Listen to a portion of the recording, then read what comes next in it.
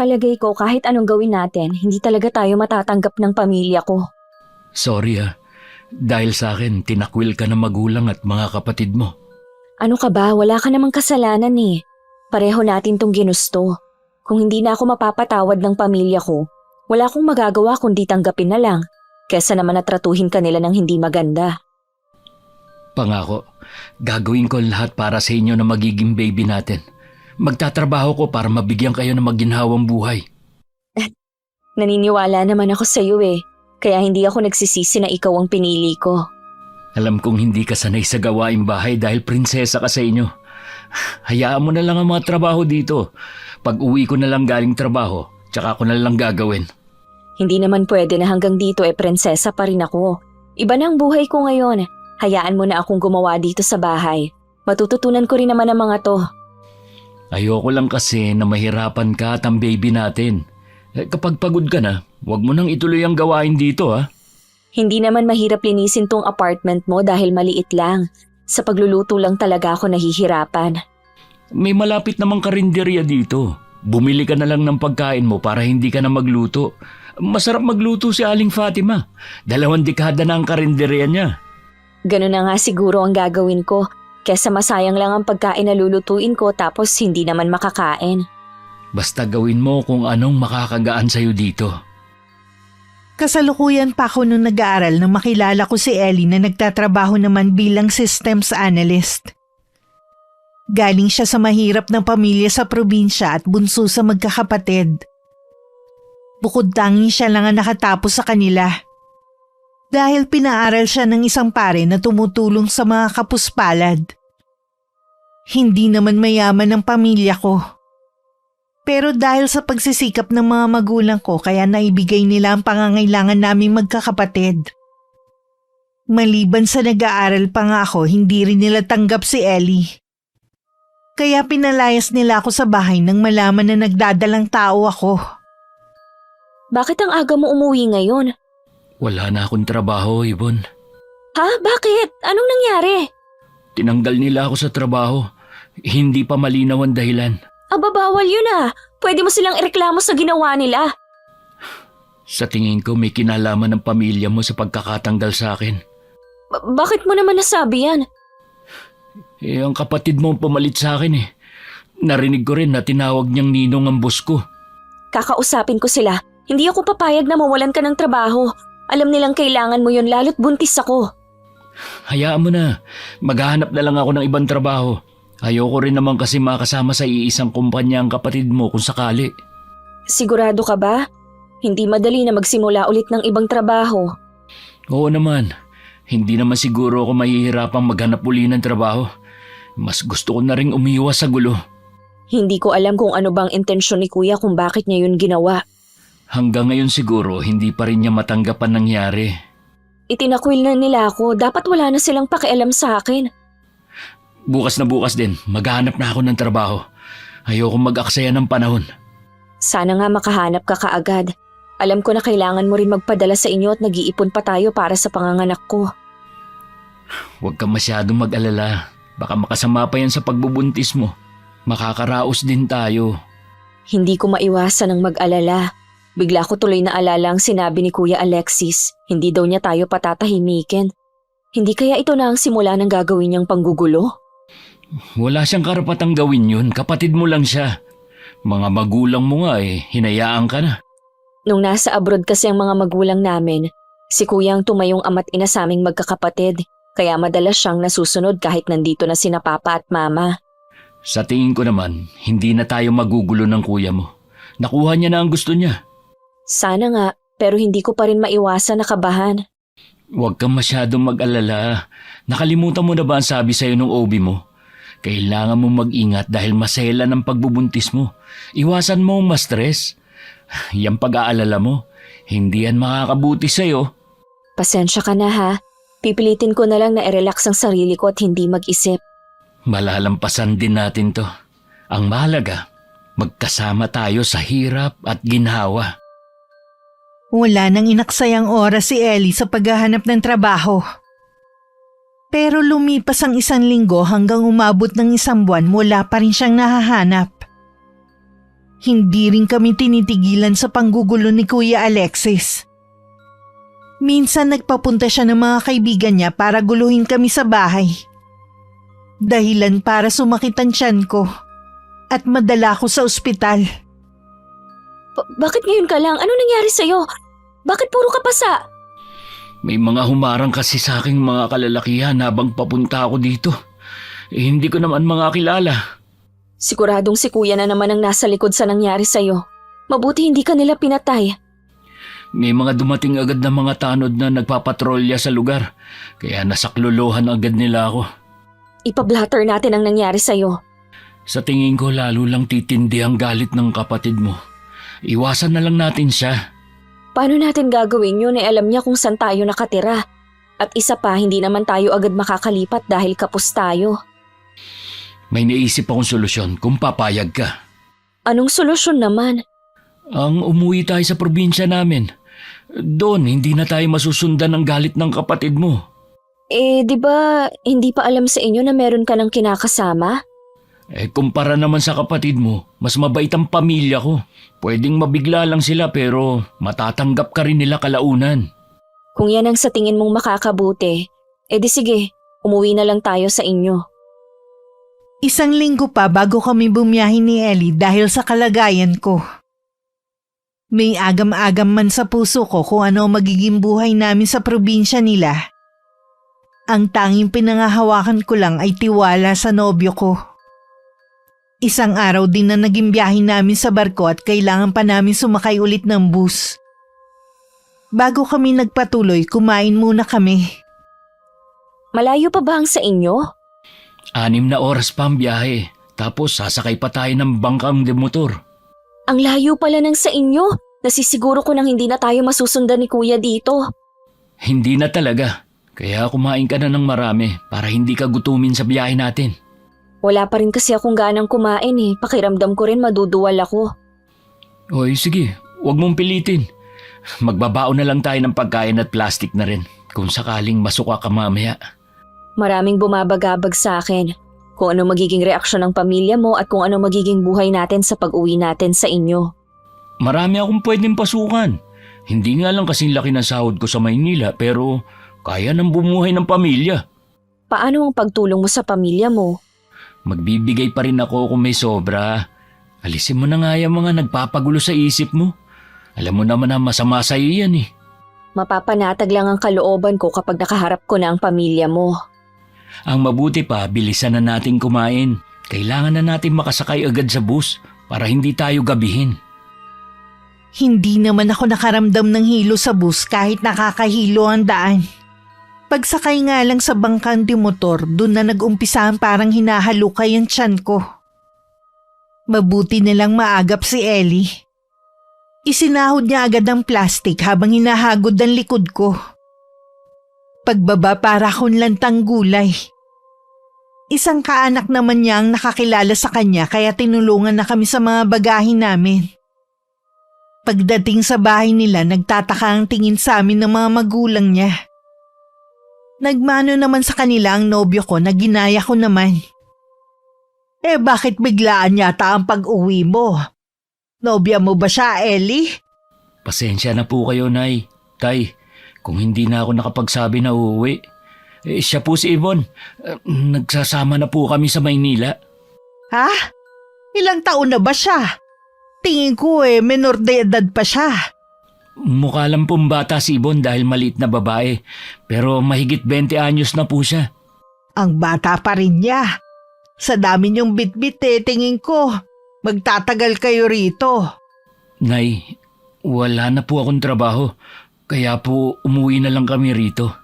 Ganun ba? Pancho, magsalita ka naman dyan.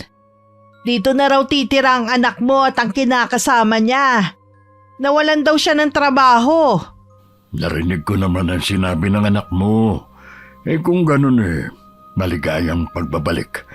Mabuti pa, Rosalia, ipaganda mo sila ng pagkain. Baka pagod sila sa mahabang biyahe. Salamat po, Tay. Tsaka na tayo magkwentuhan, anak, ha? Aalis kasi ko ngayon Sasamahan ko ang ninong Leo mo at si paring Quintin. May kailangan lang kaming gawin. Sige po, Tay. Mag-iingat ka, Pancho, ha? Huwag mong kalilimutan na ilak ang pinto at mga bintana, ha? Baka umagahin na rin ako ng uwi. Hinatid pa ng nanay ni Ellie ang asawa sa may pintuan bago kami binalikan. Muli akong sinuyod ng tingin na matandang babae. At saka huminto ang tingin sa may tiyan ko. Hindi naman siya nagkomento. Hindi pa siguro nahalata na buntis ako dahil maliit pa ang tiyan ko. O magpahinga muna kayo dyan at maghahanda lang ako ng pagkain ninyo. Iha, huwag ka mahihiya dito ha. Ituring mo na rin tong bahay mo. Maraming salamat po, Aling Rosalia. Nanay na lang ang itawag mo sa akin, Iha. At tatay naman kay Pancho. Sige, maiwan ko muna kayo, ha? Sabi ko naman sa'yo mababait ang mga magulang ko. Oo nga, nawala na ang kaba ko. Kanina parang gusto ko nang lumubog sa kinatatayuan ko Ang tagal kasi nila bago magsalita. Normal lang ang ganong reaksyon nila dahil nabigla nga sila sa pagdating natin. Sa bagay nga, kaya lang hindi pa nila alam na buntis ako. Sa ibang araw na lang siguro natin sabihin sa kanila. Sige, ikaw ang bahala. Ikaw naman ang makikipag-usap sa kanila Ilang sandali pa tinawag na kami ni Nanay Rosalia para kumain. Pasado 6:00 pa lang nun. Nagulat pa ako nang sabihin ng matandang babae na tapos na sila mag-asawang kumain. Ganun daw kasi sa kanila. Maaga ang hapunan. Nung gabi, naasahan ko ng maaga rin magpapahinga ang nanay ni Ellie. Dahil sa pagod, maaga rin kami natulog. Kinabukasan tanghali natulog pa rin ako. Hinayaan lang naman ako ni Ellie na makapagpahinga. Kinausap din siya ng kanyang ama tungkol sa amin. Alam ko na meron ka pang hindi sinasabi sa amin ng nanay mo. Kung tungkol po kay Ibon Hindi lang tungkol sa kanya. Maging sa pagkakatanggal mo sa trabaho. Ang totoo po niyan, Tay. Natanggal ako sa trabaho dahil sa kapatid ni Ibon. Ginugulo rin po nila kami, kaya nagpasya akong umuwi rito. Bakit kanila ginugulo? Nagrabyado mo ba sila? Ayaw po nila sa akin para kay Ibon Bakit naman kasi sa dami ng mga babae, sa kanya ka pa nagkagusto? Tay, mahal ko po si Ibon. Kaya nga po pinaglaban ko siya Anong plano mo ngayon? Sa ngayon po plano ko po mag-apply ng trabaho sa bayan. Kailangan ko po kasi makapag-ipon. Matanda ka na rin naman at alam mo na kung paano magdesisyon. Lahat ng mga kapatid mo kinasal na. Sana naman kasama sa plano mo ang pakasalan ng nobya mo. Oo naman po. Kung hindi nga lang po ako nawalan ng trabaho nakaipon na po kami. Kahit kasi ayaw sa iyo ng pamilya ng nobya mo, hindi ko kayo pinalaki ng mga kapatid mo para mang-agrabyado. Kaya nga po sinama ko si Ibon dito sa atin May isa pa akong inaalala. Baka hindi siya sanay sa buhay dito sa probinsya. May idea naman po si Ibon kung anong buhay natin dito. Mabuti naman kung ganun. Ayoko lang kasi na lumaki lalo ang problema mo kung hindi kayo magkakasundo pala. Kung hindi niya kayang mamuhay ng simple, mabuti pa ngayon pa lang isauli mo na. May isa pa pala akong hindi nasasabi sa inyo.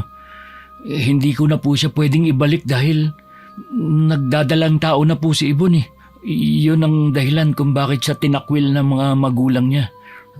Ano ka mo? Buntis ang nobya mo? Opo, Tay. Dapat pala lalo kang magsipag. Kailangan mong pag-igihan ng paghahanap ng trabaho para sa mag-ina mo. Oo naman po. Nakahinga naman ng maluwag si Ellie sa naging reaksyon ng ama sa pag-uusap nila.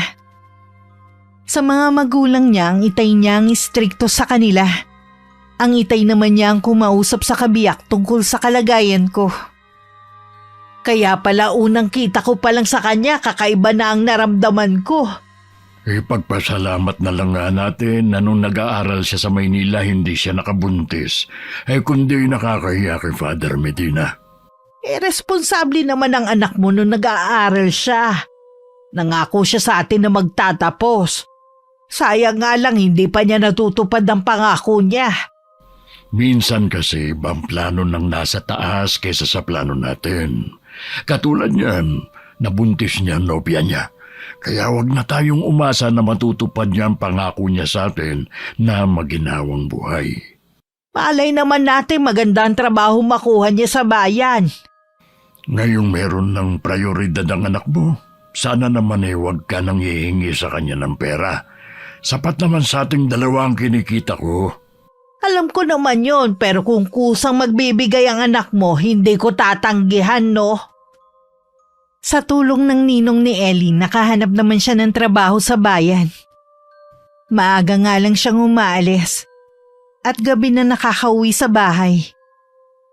Habang lumalaki rin ang tiyan ko, lalong bumibigat ang pakiramdam ko. Gusto ko lang laging nakaiga at matulog. Mabuti na lang maunawain si Nanay Rosalia. Pasensya na po kayo kung lagi na lang akong tanghali nagigising. Hindi ko po tuloy kayo matulungan sa gawaing bahay. Naiintindihan naman kita, iha. Ganyan din kasi ko sa panganay ko noon eh. Kung gusto mo lang matulog, hindi kita pipigilan. Nabanggitin kasi ni Ellie na maselan daw ang pagbubuntis mo eh. Ganun na nga po, nung nasa Maynila nga po kami, ilang beses din po akong naospital. Delikado nga talaga ang pagbubuntis mo. Ang layo pa naman ng ospital dito sa amin. Pero huwag ka mag-alala, may kumadrona naman kami rito. Iyon po ba yung nagpapaanak sa bahay lang? Oo, mahusay yung si Clement. Siya ang sumunod sa yapak ng kanyang ina. Pasensya na po kayo, Nay, ha? Kahit po kasi mahusay pa siya, ayoko po na dito sa bahay mga anak, mas gusto ko po sa ospital. Wala namang masama sa gusto mo, kaya lang paano kung emergency? At hindi ka agad madala sa ospital? Mabuti na rin yung masabihan natin si Clement. Sige po, kayo po ang bahala. Sa umaga nga pala, pagkagising mo, magpaaraw ka sa labas nitong bahay kahit kalahating oras lang. Maganda kasi sa buntis yung naaarawan eh. Sige po, Nay, pero bukas na lang po siguro, medyo nahihilo po kasi ako. Maliban sa nahihilo ka, ano pang nararamdaman mo ha? Masakit ba ang tiyan mo? Nahihilo lang po talaga ako. Minsan po naninigas ang tiyan ko pero hindi naman po palagi. Kapag may nararamdaman ka sa katawan mo magsabi ka agad sa akin ha?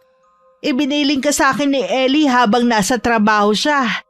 Maraming salamat po, Nay, sa inyo ko lang po naranasan kung paano alagaan. Naikwento nga sa akin ni Ellie na parehong nasa abroad ang mga magulang mo habang lumalaki kayong magkakapatid. Kaya hindi nyo naranasan ng kalinga ng isang ina. Ganun na nga po, Nay.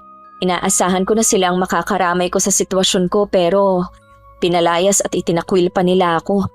Hindi ako makapaniwalang may mga magulang palang kayang tikisin ng anak. Di bale, habang nandito ka at hindi pa kayo nakakabukod ni Ellie ako muna ang magiging nanay mo. Maraming salamat po. Nang sumunod na araw, sinunod ko ang bili ni Nanay Rosalia. Nang magising ako, uminom lang ako ng gatas. At saka lumabas na ng bahay. Naupo ako sa parte na nasisikatan ako ng araw. Pumikit pa ako para namnamin ang init na tumatama sa mukha ko. Tama nga ang Nanay Rosalia. Masarap ang init sa umaga. Dapat pala dalasan ko ng pagpapaaraw. Ilang sandali pa naramdaman kong parang merong nagmamasid sa akin. Mabilis ako nagmulat ng mga mata at saka nagpalingalinga. Wala naman akong taong nakikita na nakatingin sa akin. Pero dama ko pa rin ang pakiramdam na may nagmamasid sa akin. Ganito pala ang pakiramdam ko noon sa Maynila. Nung ginugulo kami ni Kuya Alexis. Mukhang dala ko pa rin yung trauma na ginawa niya sa amin ni Ellie. Dahil masarap sa pakiramdam ang init, hindi agad ako pumasok sa loob ng bahay. Ilang minuto pa ako nasa labas.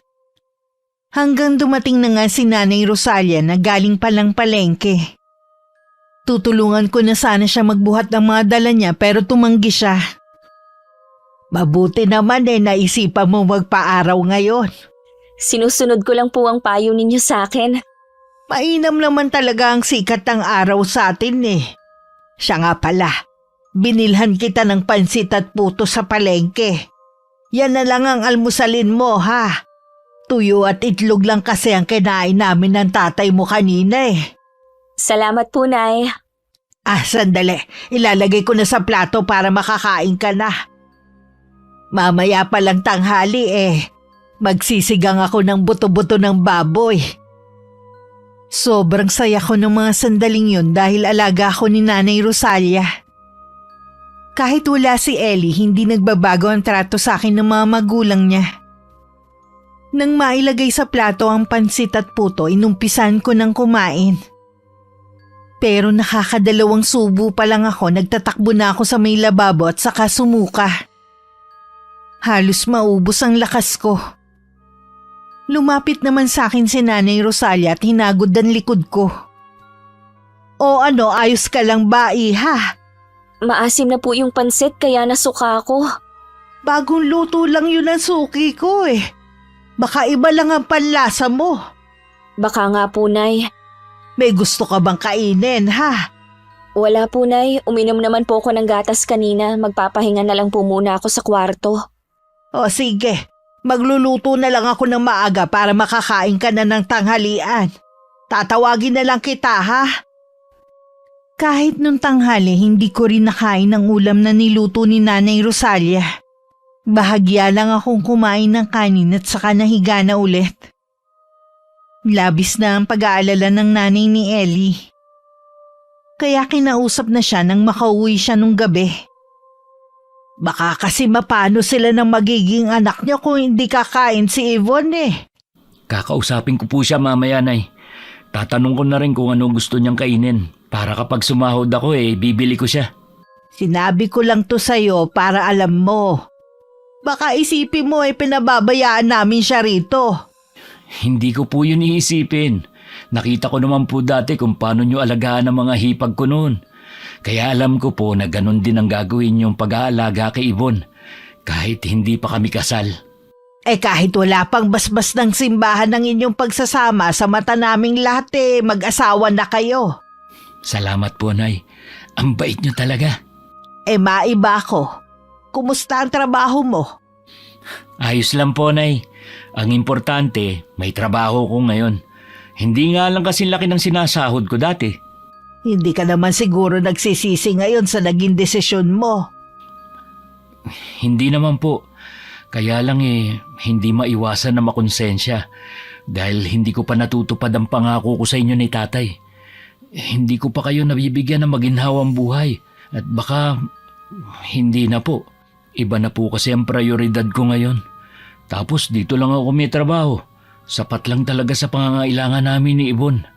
Huwag mo kaming intindihin ng tatay mo. Kumikita naman siya kahit papaano Ang mahalaga ang mag-ina mo. Naisip ko nga na kapag ayos na ang lahat, bumalik na lang na Maynila at doon na maghanap ng trabaho. Ikaw ang bahala, anak. Kung ano sa tingin mo ang makakabuti, susuportahan ka namin ng itay mo.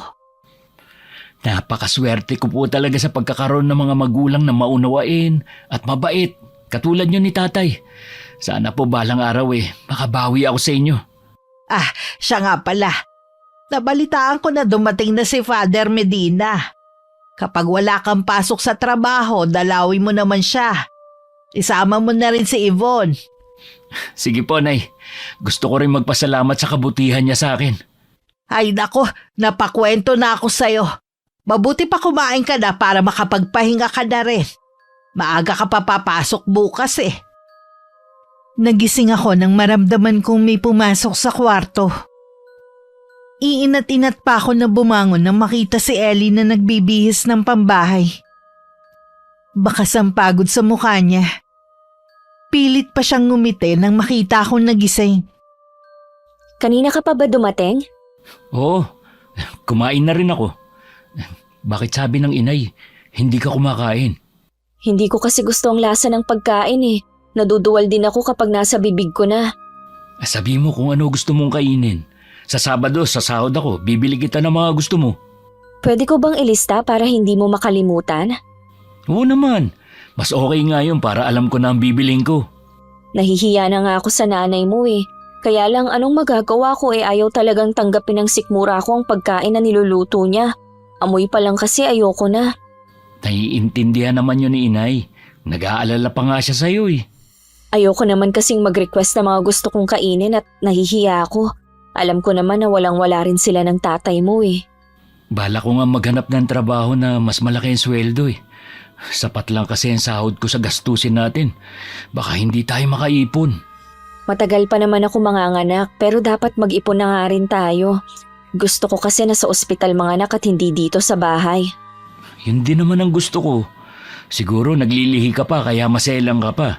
Kapag bumuti-buti na ang pakiramdam mo, bala kitang bigyan ng puhunan para magtinda ka dito sa tapat ng bahay. Makakatulong yun para matulungan mo ako sa pag-iipon. Ano naman ang ititinda ko, Aber? Dati kasi nagtitinda ang ate ko ng mga merienda at sa malamig. Malaki kaya ang naging tulong sa kanila mag-asawa nun. Wala naman akong alam sa mga ganyan eh.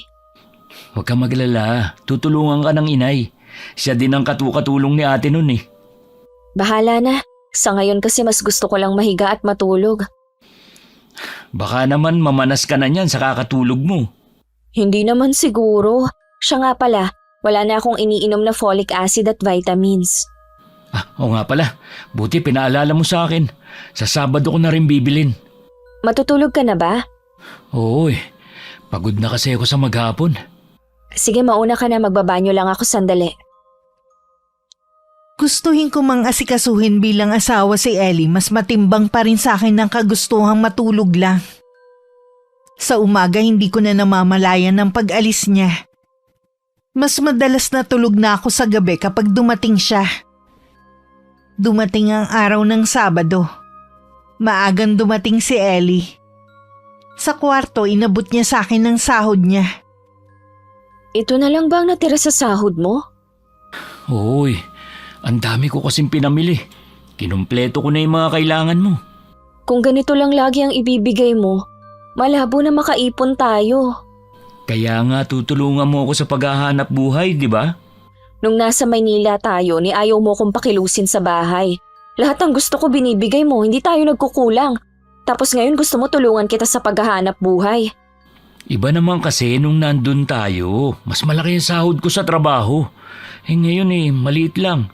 At hindi na nga ako nakapagbibigay sa mga magulang ko. Sana naman maintindihan mo ang sitwasyon natin. Pansamantala lang naman to eh. Maghahanap din ako ng bagong trabaho. Akala ko naman mas magiging maayos ang kalagayan natin dito.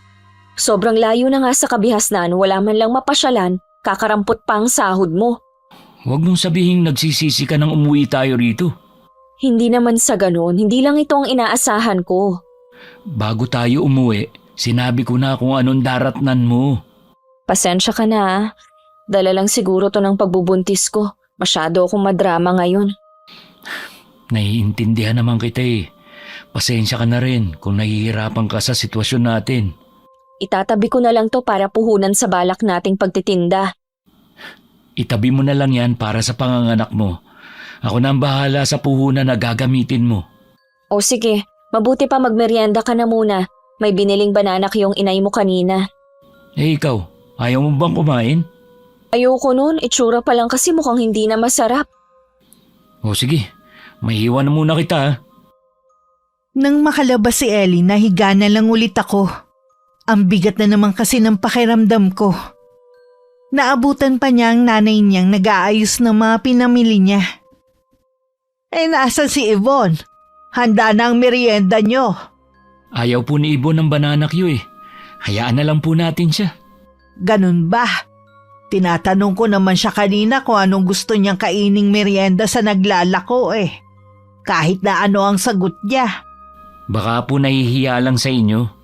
Hindi dapat siya mahiya. Pamilya na tayo dito eh. May binili naman po akong pagkain para sa kanya. Yun na lang po siguro ang kakainin niya. Oo nga pala. Nilaban ko na ang mga damit ninyo. Ikaw na lang ang magpasok sa kwarto niyo, ha? Ay, salamat po, Nay. Dapat hindi na kayong gumagawa nun. Pwede naman po ako na lang ang maglaba eh. Day off ko naman bukas. Hindi naman pwede pang kumilo si Yvonne eh. Ikaw naman pagod na sa trabaho. Magpahinga ka na lang. Sa susunod na lang po ako magbibigay sa inyo ha. Naku, hindi mo naman kailangan mag-abot sa akin eh. Tulong ko na sa inyo ang ginagawa ko. Hindi po ako papayag na hindi po ako makapagbigay sa inyo. Kayo nag-aasikaso sa amin eh.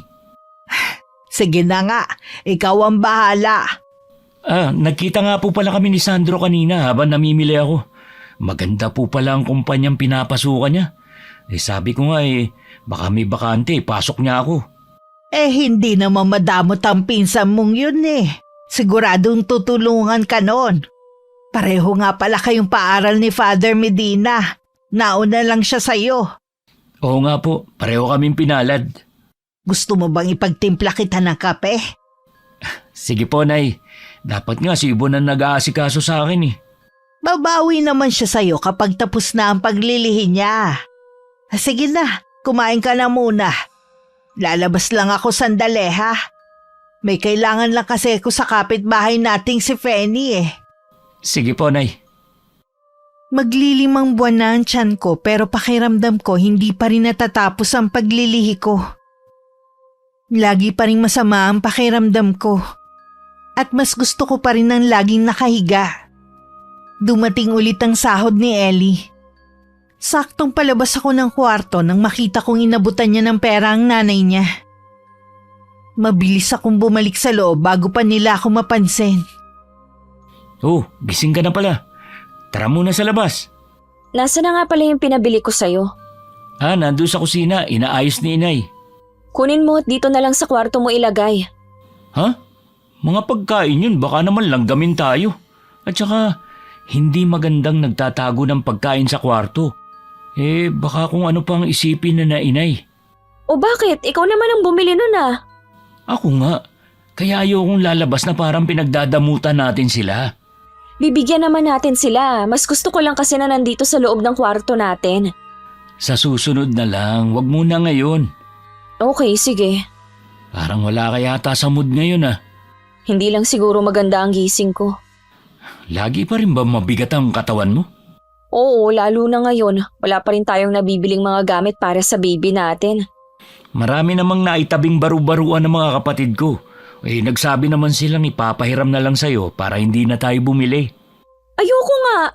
Unang baby natin to, dapat lang na bago lahat ng mga gamit na bibilhin natin. Siyempre, yung mga wala, yun ang bibilin natin. Hindi praktikal ang gusto mo na lahat kailangan bago. Kung meron namang magbibigay sa atin. Pag-iipunan naman natin ang pangbili, di ba? Hindi nga praktikal, lalo na sa sitwasyon natin. Bahala ka na nga. Ikaw naman na nagtatrabaho sa ating dalawa eh. Masyado namang mainit ulo mo. Sa bagay, ganyan nga yata kapag buntis. Gusto ko sana siyang sitahin sa pagbibigay ng pera sa nanay niya. Pero nagpigil na lang ako. Nagmukmok na lang ako sa kwarto hanggang sa tawagin ako para sa hapunan. Wala naman akong imik na naupo. Lihim ako napasimangot nang makita ang ulam sa mesa. Munggo kasi at pritong galunggong. Wala bang ibang ulam? Hindi mo ba gusto munggo? Hindi eh, kahit yung isda. Naku, pasensya na iha. Hindi ko alam eh. May dalata dyan. Ipagbubukas na lang kita ha. Ayoko din po ng delata, Nay. Paano ba to? Sarado pa naman ang karinderya dito.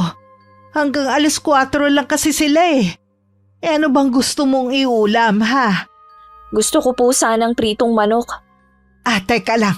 Pupunta ako sa may tindahan. Baka may tinda silang manok doon. Huwag na po kayo mag-abala, Nay. Bukas na lang po mag-uulam ng manok si Ibon. Anong uulamin ko? Kung ano nakahaing ulam. Ayoko nga ng ulam na yan. Kung ayaw mo ng ulam, huwag kang kumain. Hindi talaga. Yvonne, huwag ka munang pumasok sa kwarto nyo. Hindi ka pa kumakain. Hayaan nyo na lang po siya, Nay. Alam mo namang buntis ang nobya mo eh. Baka mapano sila na magiging anak mo. Hindi naman po kasi tamang utusan pa niya kayo eh. Ako naman na nagkusa na bilhan siya ng ulam na gusto niya. Ako na lang po bahalang bumili ng ulam na gusto niya mamaya.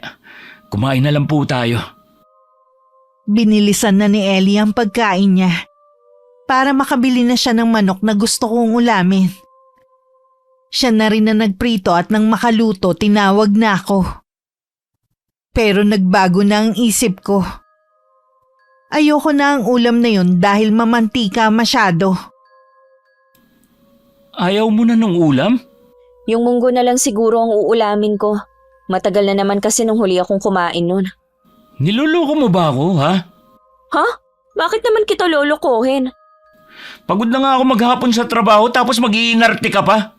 Hindi naman ako nag-iinarte. Ayoko talaga nung ulam kanina, nagbago lang ang isip ko. Ewan ko ba, ganito yata talaga kapag buntis pabago-bago ng gusto. Dinadahilan mo lang yata yung pagbubuntis mo eh. Anong pinagsasabi mo dyan ha? Pagpalit na lang kaya tayo ng kalagayan para mas maintindihan mo ko. Oo na, lumabas ka na doon para kumain. Baka gusto mo pa, subukan kita. Nawalan na ako ng ganang kumain. Eh di wag, hindi naman ako matutulog ng gutom eh. Imbis na intindihin mo ang kalagayan ko, ganyan pa ang ipinapakita mong ugali. Sumusobra ka na kasi. Lahat na nga ginagawa ko para sa'yo. Kung makaarte ka, akala mo tagasunod mo ang mga tao dito. Huwag mo sanang kakalimutan na ikaw ang nag-uwi sa akin dito. Nasinangayunan mo naman, di ba? Ni isa nga sa mga ipinangako mo walang natutupad Gusto mo pa na magtinda ako sa harap ng bahay nyo para lang dagdag kita? Ni minsan hindi ko pinangarap na maging tindera. Eh di wag, kung ayaw mo akong tulungan. Nagsusumikap naman ako para maibigay sa'yo ang lahat ng mga pangangailangan mo. Nagkukulang pa ba ako sa'yo, ha? Oo! Mas okay pa rin ang buhay natin sa Maynila. Alam mong nawalan ako ng trabaho dahil sa kuya mo. Hindi rin niya tayo pinatatahimik tapos sasabihin mo, mas okay ang buhay natin doon? Kung ayaw mo dito sa amin, ay sige, bumalik ka doon. Saan ka pupunta? Huwag mo nga akong tatalikuran habang kinakausap kita, Ellie! Tuloy-tuloy lang na lumabas ng kwarto namin si Ellie at hindi na pinansin ang pagtawag ko. Mabuti na lang wala ang mga magulang niya ng mga oras na yun sa bahay. Hindi narinig ang pag-aaway namin. Kasalukuyang nasa bahay sila ng isang anak na malapit lang naman. Hindi na rin ako kumain ng hapunan. Kinabukasan maaga akong gumising at naabutan ko na si Nanay Rosalia sa kusina. Hindi ka na yata kumain ng hapunan. Siguro nakatulog ka na. Teka, ipagtitimpla kita ng gatas mo. Nasaan po si Ellie? Kasama ng tatay niya. Maaga silang nangahoy para makauwi agad. Malimit na kasing umulan sa hapon kaya kailangan na mag-ipon ng mga panggatong. Ganun po ba, Anay? Lalabas po muna ako, magpapaaraw lang ako. Bago ka lumabas ng bahay inumin mo muna tong gatas na tinimpla ko sa'yo. Sige po. Pagbalik mo nakaluto na ako ng almusal mo. Nang maubos ko ang isang basong gatas, nagpaalam na akong lalabas. Sa bakuran lang naman ako. Ilang minuto pa lang ako nagpapaaraw nang maramdaman ko na naman na parang merong nagmamasid sa akin. Nang igala ko ang paningin ko, wala naman ako nakita na nakatingin sa akin. May ilang mga tao, pero abala naman sila sa mga kanya-kanya nilang gawain. Kung ano-ano na naman ang pumapasok sa isip ko. Ang mabuti pa, pumasok na lang ako sa loob ng bahay. Kapag ganito ang nararamdaman ko, nakakawalang ganang lumabas. Hindi na rin ako nagtagal sa labas. Pumasok na rin ako agad. Ilang sandali pa dumating na rin si Ellie at ang kanyang ama. Nang magtawag na para kumain, umayaw ako at nagkulong na lang sa kwarto. Hindi kasi ako kumakain ng tuyo at pritong talong. Baka naman magkasakit na ang nobya mo kung hindi siya laging kakain. Ganyan ba talaga siya kaselan kahit nung nasa Maynila pa kayo? Hindi naman po. Ewan ko po ba, bakit sumobra naman ang kaartehan niya ngayon? Binili ko na nga siya ng mga gusto niyang pagkain pero hindi naman niya yung kinain. Gano'n niyo ba kakilalang isa't isa bago kayo nagsama sa iisang bubong? Mga 3 buwan pa lang kami magkarelasyon noon, bago ko siya nabuntis. Hindi niyo pa nga gaanong kakilala ang isa't isa. Sa tingin ko, yan na talaga ang ugali ng nobya mo. Hindi dahil sa paglilihi. Kahit na, kailangan pa rin nating ibigay ang mga pangangailangan niya. Sana naman matuto siya makisama sa atin. Ginagawa na nga natin lahat para sa kanya. Pagsasabihan ko na lang po siya. Hindi ko rin po kasi gustong inaasal niya. Pagsabihan mo lang, iho, wag mong aawayin, ha? Baka mapasama sa kanya kung sasama ang loob. Opo, Nay. Hindi ba niya sinasabi na gusto niya nang bumalik sa Maynila? Hindi naman po. Tsaka wala naman kaming babalikan doon. Naisip ko na kung ganyan rin lang naman na parang kinikilala niyo pa ang isa't isa, mabuti pa siguro na wag na muna kayong magpakasal. Plano pa lang naman po ang sa amin eh. Hindi pa kami sigurado. Siya nga pala. Papupuntahin ko dito ang kumadrona para matingnan siya. Sige po, sasabihin ko sa kanya mamaya para makapaghanda siya. Nagbabasa ako ng magazine nang pumasok si Ellie. Tiningnan ko lang siya bago ibinalik ang tingin sa binabasa ko. Umupo naman siya sa dulong bahagi ng higaan. Hindi ka ba kakain? Ayoko. Pumunta ng talipapa si inay. Bibilang ka ng pagkain. Hindi na lang sana siya nag-abala. Ayaw mo pala makaabala. Dapat kumakain ka. Sa ayoko ng pagkain na niluluto ng nanay mo eh. Sa susunod, ikaw na lang ang magluto ng kakainin mo. Kung pwede nga lang sana, kaya lang laging masama ang pakiramdam ko. Dahilan mo na lang yata yan eh. Anong dahilan? Kung pwede nga lang makipagpalit sa'yo para maintindihan mo para hindi mo rin ako pinagdududahan na umaarte lang. Oy siya, tama na nga. Baka mauwi na naman sa mainit na pagtatalong pag-uusap natin. Nananahimik kasi ako dito sa loob ng kwarto, papasok ka. Kwarto ko rin to. Kaya may karapatan akong pumasok kung kailan ko gusto. Oo na! Baka sa susunod sabihin mo ng bahay niyo to at wala akong karapatan. Ang dami mo na agad sinabi. Oo nga pala, darating dito yung kumadrona. Gusto kang patignan ng nanay. Sa doktor lang ako magpapatingin at hindi sa kumadrona. Sa doktor ka naman talaga nagpapacheck up eh. Gusto lang sigurong makatiyak ni inay na nasa maayos kayong lagay ng anak natin. Ayoko nga sabi, wag mo na ipilit ang gusto nyo. Eh di wag, ikaw na nga ang pinagmamalasakitan eh. Nang hindi ako mapilit ni Ellie, lumabas na siya ng kwarto. Bumigat naman ang pakiramdam ko at naiyak na lang ako. Hindi ko na alam ang nararamdaman. Hindi na rin ako sigurado kung dahil pa to sa pagbubuntis ko. Nang mga sumunod na araw, hindi kami nagkikibuan ni Ellie. Para bang may pader sa pagitan namin. May palagay ako na nagkakagalitan dalawa. Bakit mo naman nasabi yan? Hindi kasi sila nag-uusap eh. Madalas sa kwarto lang kumakain si Yvonne. Para di malamig ang pakikitungo ng anak natin sa kanya. Sa totoo lang, hindi ko kasi makita sa nobya niya ang ulirang asawa. Mula nung dumating sila rito, hindi man lang nagpakitang gilas sa atin. Hindi man lang niya inaasikaso si Ellie. Nakikita ko naman yon, pero unawain na lang natin dahil nga buntis. Tsaka sila naman ang magsasama eh. Kaya labas na tayo ron.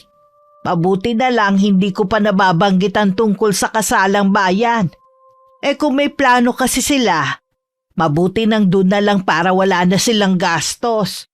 Huwag na tayong makialam pa sa plano nila. Kung ganyan ang nagkakalabuan sila, mabuti pa ngang manahimik na lang tayo.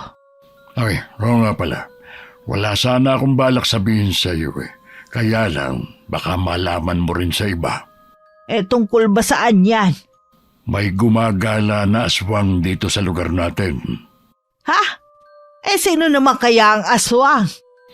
May pinaghihinalaan kami ni Parang Quintin, pero wala kaming ebidensya na siya nga ang aswang. Sino naman ang pinaghihinalaan nyo? Si Caridad. Bakit naman si Caridad? Kilala na natin siya mula pa noon na. Di ba nga muntik na natin siyang kunin na ninang nun kay Ellie? Kaya nga lang umalis sila mag-anak dito sa atin. Sa tingin ni Parang Quintin, baka yun din ang dahilan kung bakit umalis sila noon. Ayaw nilang malaman ng mga taong lihim nila. Ano bang basihan ng kumpari mo para pag hinalaan niya yung tao? Kababalik nga lang nung tao rito Pag-iisipan na niya ng masama. Dati daw kasi, muntik nang mabiktima ang pamangkin niyang buntis. Mabuti na lang daw nagising ang asawa nun. Doon nga nila nakita na nasa ibabaw ng bintana ang napakalaking itim na aso. Nataga daw niya yun at nakatakas. Nung sundan daw niya yung patak ng dugo, papunta daw yun sa bahay ni na Caridad. Dinalaw din daw niya ito at ang sabi ng asawa may sakit. Ilang araw daw noon, umalis na yung mag-asawa sa lugar natin. Mula din noon, wala nang napabalitang aswang sa atin. Baka naman nagkamali lang nun si paring Quintin. Sana nga, pero mabuti na rin yung nag-iingat. Meron pa namang buntis dito sa bahay. Maglalagay na lang ako ng mga pangontra at magsusunog ako ng goma na may mga pinatuyong dahon ng dayap. Ilang araw nang laging nagsusunog ng goma si Nanay Rosalia tuwing sasapit ang hapon. Hindi ko alam kung sadyang tinatapat pa niya sa may bintana namin. Nang hindi na ako nakatiis, sinabi ko na yun kay Ellie. Nagsabi naman si inay para daw mawala ang mga lamok. Hindi man lang ako tinanong kung ayos lang ba sa akin. Hirap na nga akong huminga dahil sa usok Isara mo na lang ang mga bintana para hindi pumasok ang usok. Naaamoy ko pa rin kasi. Tapos gusto pa ng inay mo na magsuot ako ng bestidang itim sa gabi? Ano, nagluluksa lang? Ang gusto pa niya, wag na akong lumabas sa hapon at kung ano-ano pang bawal gawin. Sumunod ka na lang. Para din sa kabutihan mo ang ginagawa nila Ganyan din si inay sa mga hipag ko dati. Wala namang nawala sa kanila nung sumunod sila. Ganyan talaga mga matatanda, maraming pamahiin. Sa totoo lang, nasasakal na ako sa bahay na to. Kung yan ang tingin mo, mabuti pa siguro bumalik ka na lang sa pamilya mo. Yan ba ang naiisip mong solusyon, ha? Lahat na lang kasi nirereklamo mo. Nakakapagod ka nang intindihin Ikaw kasi, imbis na mag-isip ng ibang solusyon, ang naisip mo agad ang umuwi dito sa inyo. Hindi mo man lang inisip ang magiging sitwasyon ko. Sana nung sinabi ko sa iyo ang plano ko, tumutol ka na. Sana hindi tayo umuwi dito kung ayaw mo naman pala. Kung hindi ka na makakatagal dito, umuwi ka na sa inyo. Ngayon pa ba, ha? Sa tingin mo, ganun lang kadali na tatanggapin nila ako? Kesa naman sa araw-araw ka na lang nagrereklamo. Nakakahiya na sa mga magulang ko. Sige, kapag nakapanganak ako, babalik na ako sa amin. Iiwan ko sa iyo ang anak natin. Itong pagbubuntis ko lang naman ang hindi nila gusto Dahil tingin nila sisirain itong kinabukasan ko. Kung alam ko lang na ganito ang buhay na ibibigay mo, sana sinunod ko na lang sanang payo nila na ipalaglag na lang ang batang to. Sabi ko na nga ba, meron ka rin tinatagong sama ng ugali. Wala kang pinagkaiba sa kuya mo. Kaya nga ako nagkakaganito dahil na rin sa'yo. Mabuti pa nga, ngayon pala maghiwalay na tayo. Wala na akong pakialam sa'yo. Para akong nauupos na kandila nang maiwan akong mag-isa. Sobrang sikip ng dibdib ko dahil sa sama ng loob. Bigla ring sumakit ang puson ko.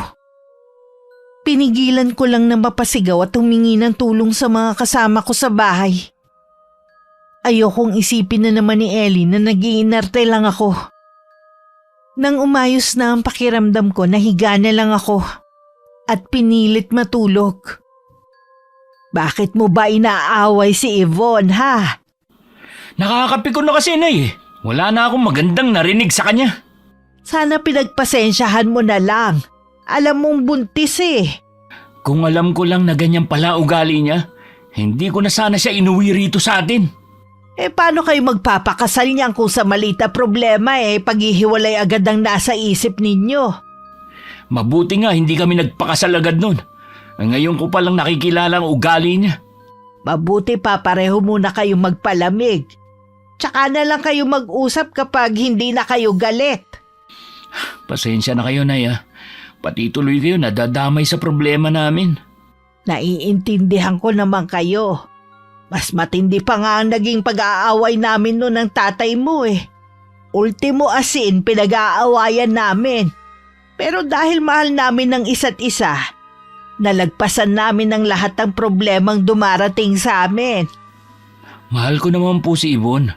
Hindi ko lang talaga matagalan ang ugali niya ngayon. Pagod na nga ako sa trabaho.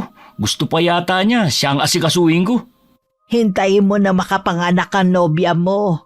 Kung ganun pa rin ang ugali niya at hindi mo na talaga matagalan, mag-usap kayo alang-alang sa anak ninyo. Maghiwalay kayo ng maayos. Sisikapin ko pa rin pong maisalba ang pagsasama namin.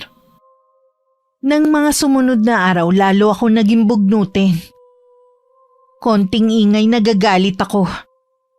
Katulad na lang ng araw na yun. Ako lang ang mag-isa sa bahay. Nagpaalam na aalis ang mga biyenan ko at bago daw dumilim, uuwi rin. Nagising ako dahil sa pagtama ng matigas na bagay sa mismong bintana. Agad akong lumabas para sitahin ang may gawa nun. Isang dalagitang nakita kong nasa labas. Ikaw bang bumato sa bintana namin? Ano, sumagot ka? Iha, apo ko si Leila. Meron siyang kapansanan. May problema ba? Yang apo nyo, binato ang bintana ko. Nagising tuloy ako. Imposible yata yan.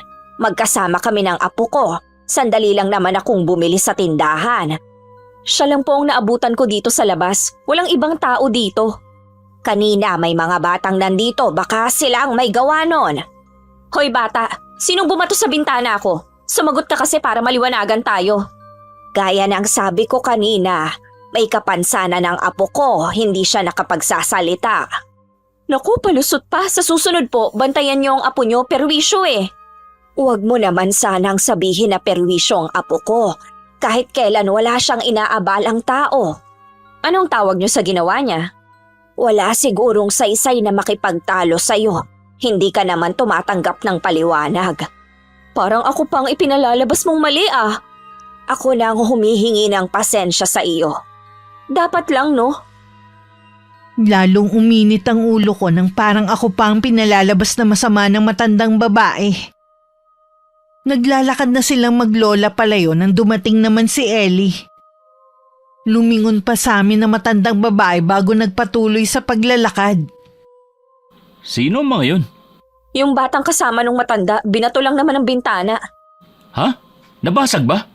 Hindi naman, kaya lang nagising ako eh. Tapos tinatanggi pa nila na sila ang may gawa. Ibig sabihin, hindi mo naman talaga nakita? Wala namang gagawa nun kundi yung batang yon. Paglabas ko, siya yung nandito. Kahit na, hindi mo sila dapat pinagbintangan. Maraming makukulit na bata dito. Baka sila may gawa. Wala ngang bata akong nakita dito maliban sa kanya. Sana naman hindi nagalit yung matandang babae. Sino kaya sila? Ibig sabihin hindi sila taga rito? Ngayon ko lang sila nakita eh. Mabuti pa pumasok na tayo sa loob ng bahay. Nung gabi nagising ako dahil sa maalinsangan na panahon. Pakiramdam ko rin tuyong-tuyo ang lalamunan ko. Nang sulyapan ko si Ellie, mahimbing siyang natutulog. At bahagya pang ang humihilik. Dahan-dahan akong bumangon para hindi siya magising. Nang nasa kusina na ako, hindi pa man ako nakakainom ng tubig, bigla na lang kumirot ang puson ko. Sa sobrang sakit na pasigaw na ako. Ah, Iha! Ano nangyayari sa'yo? Kumikirot po ang puson ko. Halika, aalalayan kita sa pag-upo. Bakit gising ka pa ng ganitong oras, ha? Nauuhaw po kasi ako kaya ako bumangon eh. Ano nangyayari dito? Mabuti nagising ka, anak. Sumasakit ang puso ni Yvonne. Ha? Huwag mong sabihin mga anak ka na. Hindi pa. Bantayan mo muna ang nobya mo. Pakalmahin mo ang loob niya. Lalabas lang ako ng bahay. Ano po ang gagawin niyo sa labas? Hindi po ba umuwi kagabi ang itay? Nagbilin siya na hindi makakauwi eh. May kailangan lang daw siyang gawin. Kanina pa kasi ko hindi mapakali eh. Palagay ko yun ang nagpagising kay Yvonne. Mabilis nang lumabas ng bahay si Nanay Rosalia. Bit-bit ang parang latigo. Narinig pa namin ng malakas at sunod-sunod na murang pinakawalan niya. Hindi na rin gaanong masakit ang tiyan ko. Naninigas na lang. Sinong minumura ng inay mo? Hindi ko rin alam eh. Dapat hindi na lang lumabas ng bahay ang inay mo, baka mapano siya. Ayos ka na ba? Oo, puntahan mo na ang inay mo. Sige, dito ka lang ha. Sinundan ko pa ng tingin ang paglabas ni Ellie sa bahay. Napahawak naman ako sa tiyan ko nang bigla itong humilap. Samantala naabutan ni Ellie ang ina na nakatingin sa may madilim na bahagi. Nang sundan niya ng tingin ang tinitingnan nito, kulang na lang mabuwal siya sa pagkakatayo. May naaninag kasi siya na 2 bilog na kulay pula. Nay, ano po yan? Bakit ka lumabas? Nag-aalala po kasi ako sa inyo eh. Anong klaseng hayop po ba yan? Hindi yan pangkaraniwang hayop lang. Mabuti pa pumasok na tayo sa loob. Umalis ka na, halimaw! Dadaan ka muna sa ilalim ng bangkay ko bago mo malapitan si Yvonne! Umangil pa ng malakas ang nilalang. Nang matamaan ng liwanag ng buwan, naaninag ni Ellie ang anyo. Lalo siyang nilokoban ng matinding takot nang makita ang kabuuan nun. Pagkatapos silang titigan nun, kumaripas na yun ng takbo. Isang aswang po ba yun, Nay? Oo, iho. Kaya dapat natin ingatan ang nobya mo. Totoo pala talaga ang mga aswang. Pumasok na tayo sa loob ng bahay. Bahagya pa ako nagulat nang biglang bumukas ang pinto at pumasok ang mag-ina.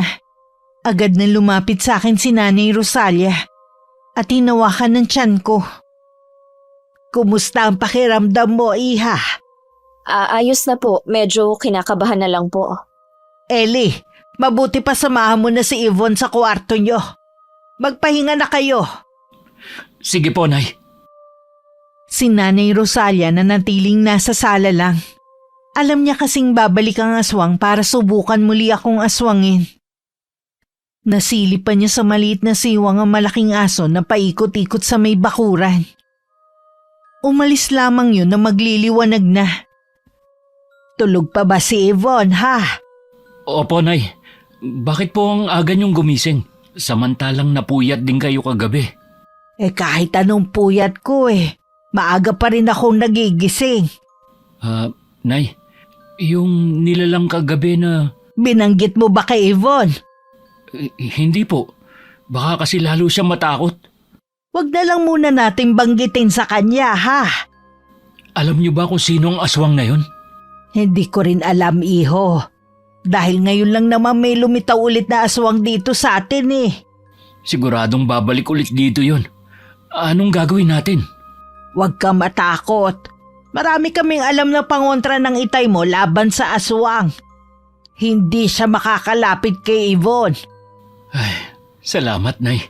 Mabuti na lang nandiyan kayo. O sige na, mag-almusal ka na.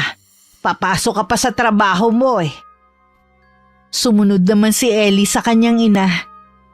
Sinilip pa niya ako sa kwarto bago umalis. Ilang sandali lang dumating na rin si Tatay Pancho.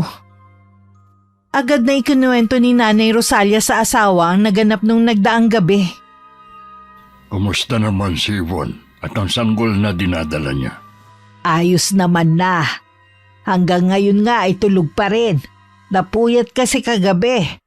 Si Caridad nga talaga ang aswang. Hindi pa naman tayo nakakasiguro sa bagay na yan. Mahirap ang bintang, no? Mula lang naman bumalik siya, saka muling nagpakita ang aswang. Tama si Paring Quintin. Aswang si Caridad. Ingatan na lang natin na mag-ina.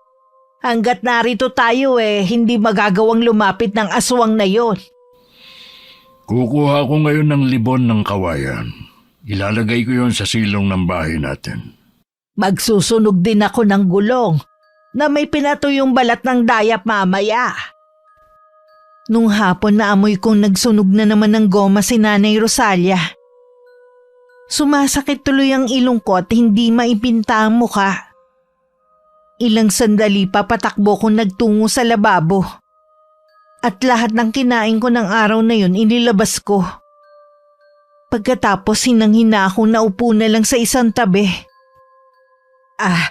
Pasensya ka na, iha ha. Inumin mo muna tong tubig. Salamat po. Ayos na ba ang pakiramdam mo?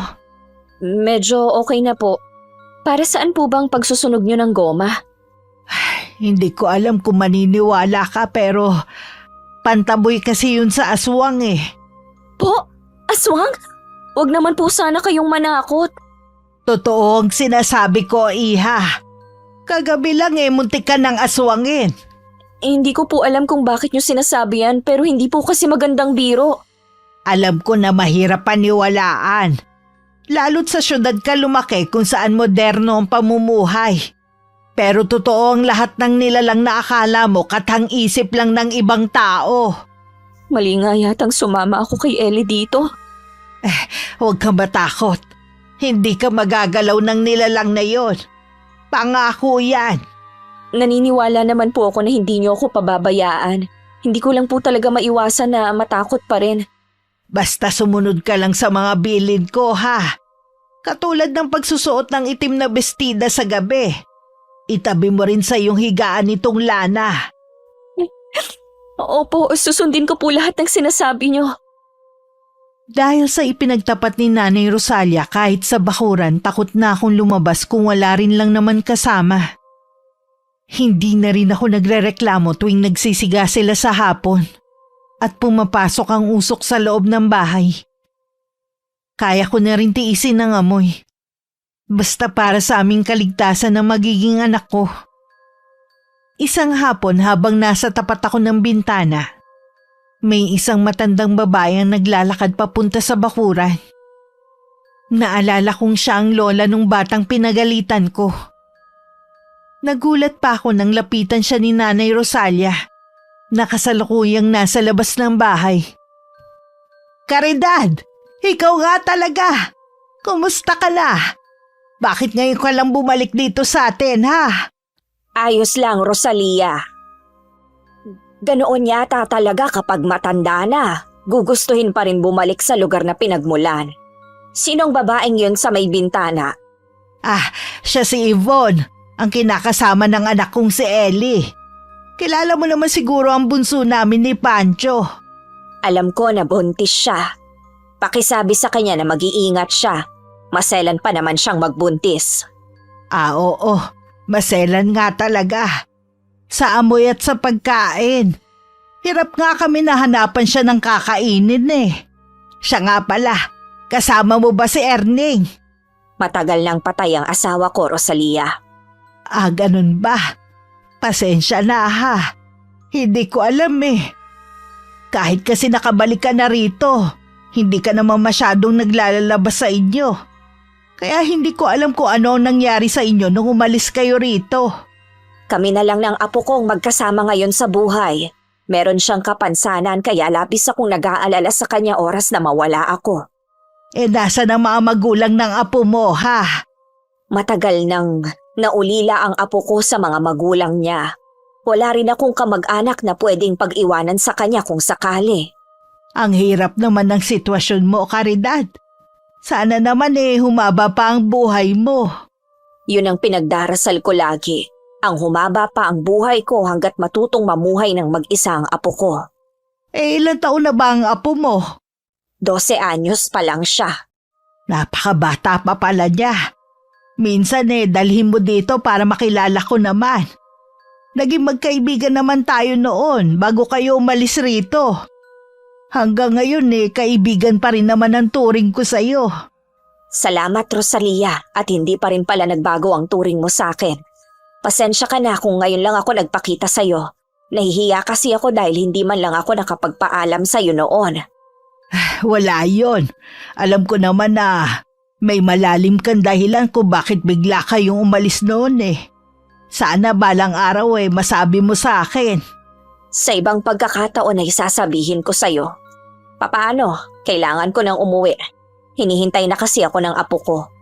Lagi naman ako nandito sa bahay Kahit anong oras pwede kang pumunta. Tumingin pa sa akin ng matandang babae bago tumalikod.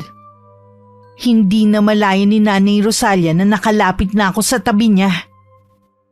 Inay, sino pong matandang yon? Nandiyan ka pala. Para ka namang may sa pusa. Hindi ko naramdaman ang mga hakbang mo. Siya si Caridad. Taga rito talaga sila ng pamilya niya. Pero bigla silang umalis na walang nakakaalam sa totoong dahilan nila. Nahihiya po ako sa ginawa ko sa kanilang maglola. Ha? Kilala mo ba silang maglola? Kasi po, napagalitan ko yung apo niya. Pinagbintangan ko po na bumato sa bintana ng kwarto namin. Mainit lang po ang ulo ko noon kaya nakapagsalita ko ng hindi maganda. Kilala ko si Caridad. Hindi naman yun mapagtanim ng galit sa kapwa niya. Kapag nagkita kayo, humingi ka na lang sa kanya ng paumanhin, ha? Opo, gagawin ko po yan. Sana makita ko pa silang maglola. Halika na sa loob ng bahay. Yvonne, bakit parang natulala ka na riyan? Baka po kasi guni-guni ko lang. Ilang beses ko po kasi itong nararamdaman kapag nandito ako sa labas ng bahay. Anong ibig mo sabihin? Iyon po bang pakiramdam na merong nagmamasid sa akin? Nasaan ang botelya ng lana na ibinigay ko sa'yo? Nandito po sa bulsa ng duster ko. Ha? Bakit po kumukulo? Sabi na nga ba kapag ganyang kumukulo, ibig sabihin nasa paligid lang ang aswang. Minamasdan ka niya kahit maliwanag pa. Ano pong gagawin natin? Huwag ka matakot. Hanggat hawak mo yan, hindi siya makakalapit sa'yo. Halika na sa loob ng bahay. Araw-araw na lang ako nakakaramdam ng takot. Hindi ko tuloy maiwasang mag-alala na baka maapektuhan ang dinadala ko. Mabuti na lang laging nasa tabi ko si Nanay Rosalia. Lagi niyang pinalalakas ang loob ko. Hindi ko tuloy maiwasang makonsensya dahil lihim ako nagalit sa kanya dati. Iwasan mo na lang ang babaeng yun. Huwag mong hayaan na makalapit siya kay Ibon. Naging kaibigan natin si Caridad. Hindi naman tama na ipagtabuyan ko yung tao. Noon pa yun, nang hindi pa natin alam na aswang siya. Ewan ko, Pancho. Parang ang hirap paniwalaan na si Caridad ang aswang Hihintayin mo pa ba na mapahamak si Ibon o tayong lahat bago ka maniwala na aswang siya? Wala naman kasi kung naramdaman na kakaiba habang kausap ko siya kanina. Labis na kalungkutan ang nababasa ko sa kanyang mga mata. Tanging apo na lang kasi ang kanyang kasama sa buhay. Tapos may kapansanan pa ang bata. Wala na tayong pakialam sa buhay niya. Ang kaligtasan ninyo ang tanging mahalaga sa akin. Pasensya ka na, Pancho. Hanggat wala kang ebidensyang maipakita na si Caridad nga ang aswang, hindi ko siya maaaring iwasan. Bakit ba ang tigas ng ulo mo, ha? Mahirap lang kasing tanggapin ang itinuring kong kaibigan na isa palang aswang. Hindi pa ba sapat ang testimonya ni Paring Quintin? Maaaring nagkamali lang siya noon. Hindi naman niya nakita mismo na nagpalit ang anyo nun si Caridad bilang aswang. Muntik na ngang mabiktima ang pamangkin niya. Basta. Hindi ako basta maniniwala. Ay sige, ako mismo ang huhuli sa aswang na yon oras na bumalik siya rito. Dahil sa kakatuwang pangyayari, nagkabati na rin kami ni Ellie. Muling bumalik ang tamis ng pagmamahalan namin. Hindi na rin ako maarte sa pagkain. Parang tapos na ang paglilihi ko. Wala rin kaming kamalay-malay na may binabalak ang kanyang mga magulang kung sakaling babalik ang aswang sa bahay. Wala ka bang napapansin na kakaibang kilos sa mga magulang mo? Wala naman. Normal lang naman ang ginagawa nila.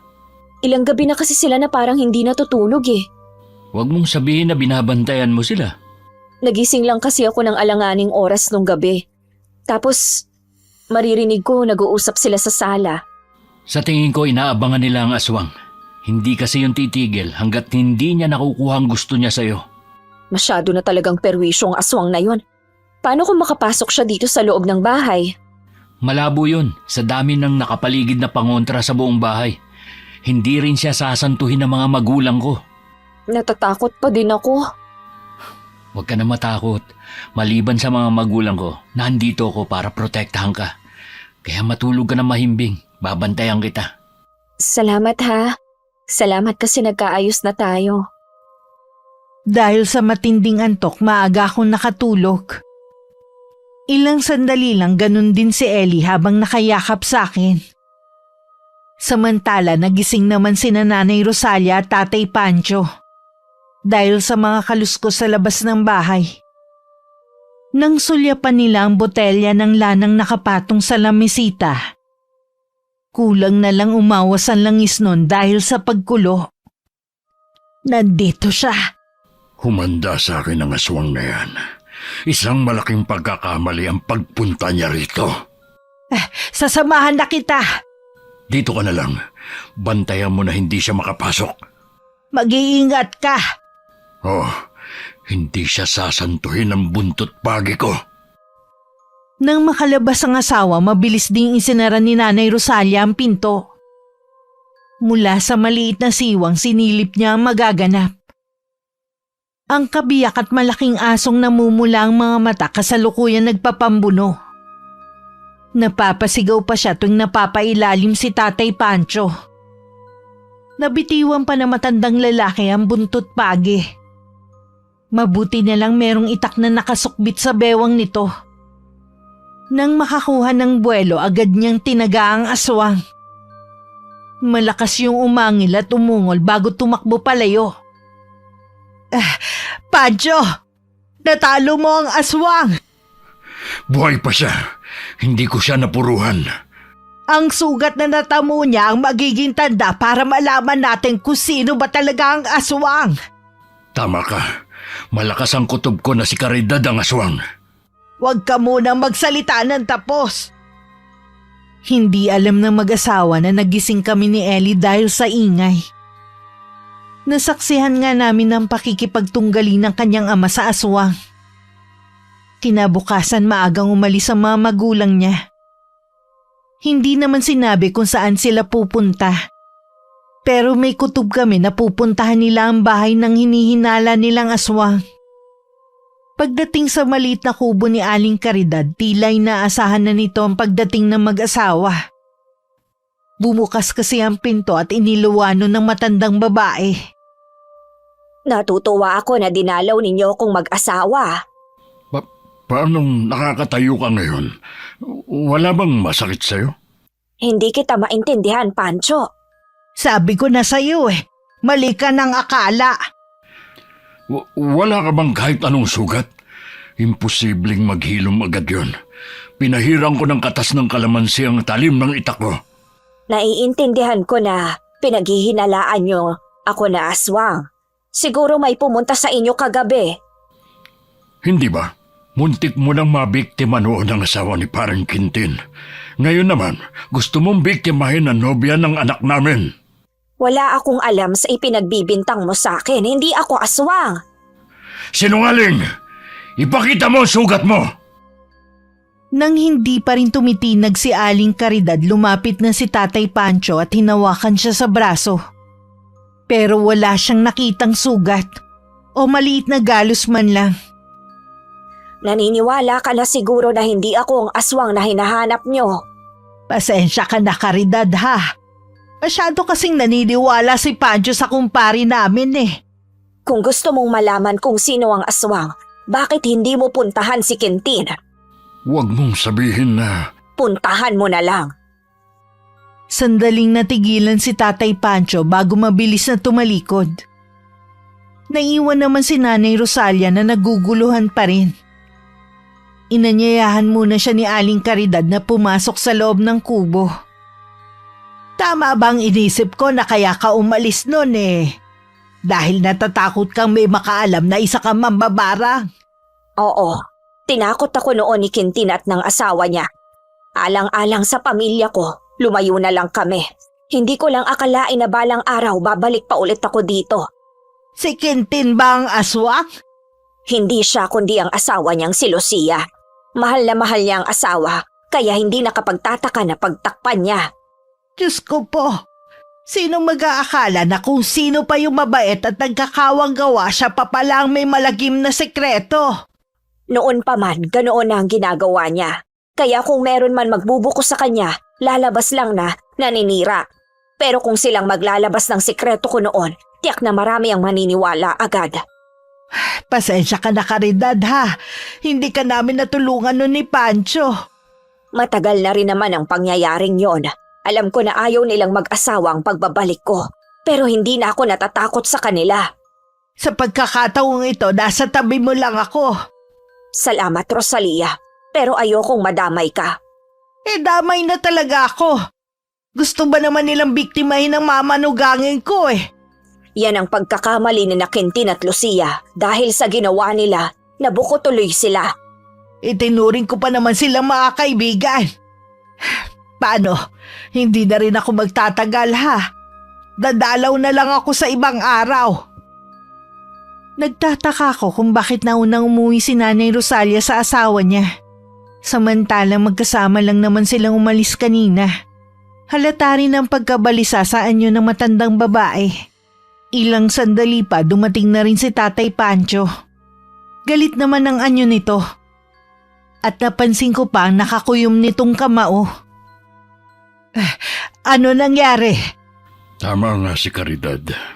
Hindi na rin naman nagkaila si Quintin dahil nakita ko mismo ang malalim na sugat sa braso ni Lucia. Sila pa talagang nagbanta oras na ipakalat ko ang lihim nilang mag-asawa. Hindi nila tayo maaaring takutin. Sinabi ko nga at tinapos ko na rin ang pagiging magkumpare namin ni Quintin. Wala akong mga kaibigang halimaw. Ang walang galang na nga po. Tungkol po ba sa aswang ang pinag-uusapan ninyo? Oo, iha. Nalaman kasi namin na si Lucia pala ang aswang na pumupunta rito. Huwag kang matakot, Iha. Ngayong kilala na natin sila, lalong hindi sila makakalapit sa'yo. Maiiwasan mo na rin siya kapag nagkita kayo sa labas. Malamang po, hindi na ako lumabas ng bahay. Pwede naman, iha. Basta kasama mo ko. Salamat po sa inyo. Akala namin hindi na babalik ang aswang.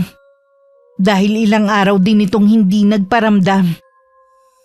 Pero nang gabing yun, nabulahaw na naman kami ng mga kaluskos sa labas ng bahay.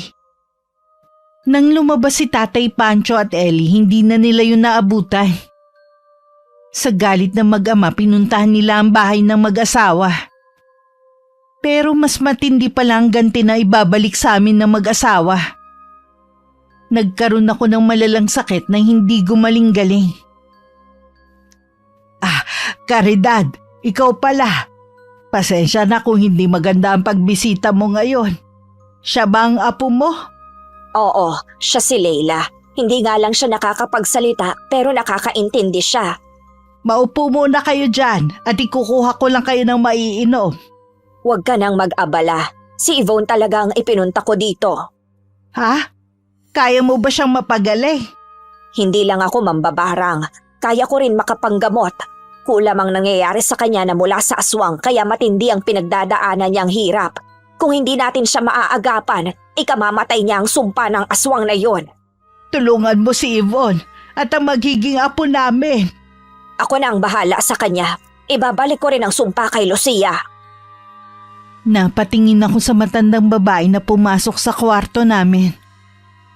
Naalala ko na siya ang lola nung batang pinagbintangan ko noon. Panay din ang tulo ng mga luha ko dahil sa sama ng pakiramdam. Hindi ko mailarawan ang sakit na nararamdaman ko. Ilang araw na akong hindi nakakakilos, na para bang naparalisa na ang buong katawan ko. Huwag kang mag-alala. Gagamutin kita. Naalala ko na po kung sino kayo.